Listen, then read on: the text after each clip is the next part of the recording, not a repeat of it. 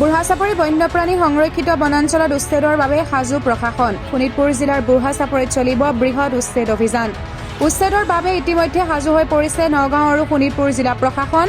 বৃহৎ সংখ্যক অসম পুলিচ অৰ্ধ সামৰিক বাহিনীৰ মোতায়েন কৰিছে বুঢ়া চৰচাপৰিত। উচ্ছেদ কাৰ্যত অব্যাহতি ল'বলগীয়া সকলো ধৰণৰ বাহন আনি কাৰ্যালয়ৰ চৌহদত সাজু কৰি ৰখা হৈছে। অস্থায়ী স্বাস্থ্য শিবিৰ, অস্থায়ী সেনা শিবিৰ পাতি ইতিমধ্যে উচ্ছেদৰ সম্পূৰ্ণ প্ৰস্তুতি গঢ়ি তুলিছে বুঢ়াচাপৰি কাৰ্যালয় চৌহদত। মঙলবাৰৰ পৰা উচ্ছেদ অভিযানৰ পূৰ্ণ সম্ভাৱনা আছে। উচ্ছেদৰ পূৰ্বেই নিজা নিজা বাসগৃহসমূহ ভাঙি লৈ যাবলৈ কৈছে অভয়াৰণ্য ভূমিত সোমাই পৰা একাংশ লোকক।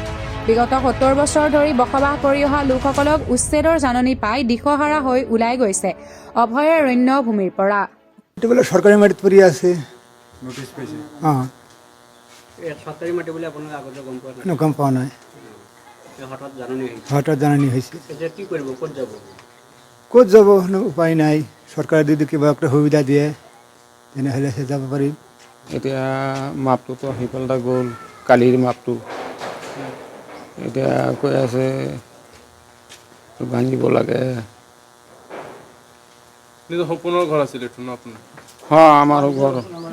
কিমান বছৰ এইটো গড় ৩০-ৰ ওপৰত হ'ল। গড়টোতো বনাব বেছি দিন নাই। এতিয়া বহাটো আমাৰ দেউতাৰ জন্ম ইয়াত, আমাৰোতো জন্ম ইয়াত। আমাৰ দেউতা এতিয়া নাই।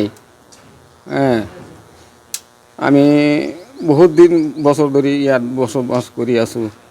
আমাৰ ভোটাৰ চোটাৰ চব ইয়াতে। ৭ নম্বৰত ইমান দিন হ'ল, আমি ৭০ বছৰ হৈ গ'ল আমি এইটোত বসবাস কৰা মানুহ। ইমান দিন হ'ল ইয়াত কোনো উচ্ছেদ হোৱা নাই। এতিয়া এই সময়ত এইটো হিমন্ত ডাঙৰীয়াৰ সময়ত আমাৰ এইটো বাৰীঘৰ, এই পাকা বাৰীঘৰ ভাঙি আছে আৰু 3টা মছজিদ আছে আৰু 3টা স্কুল আছে। চৰকাৰী স্কুল এইটো ভাঙি আছে।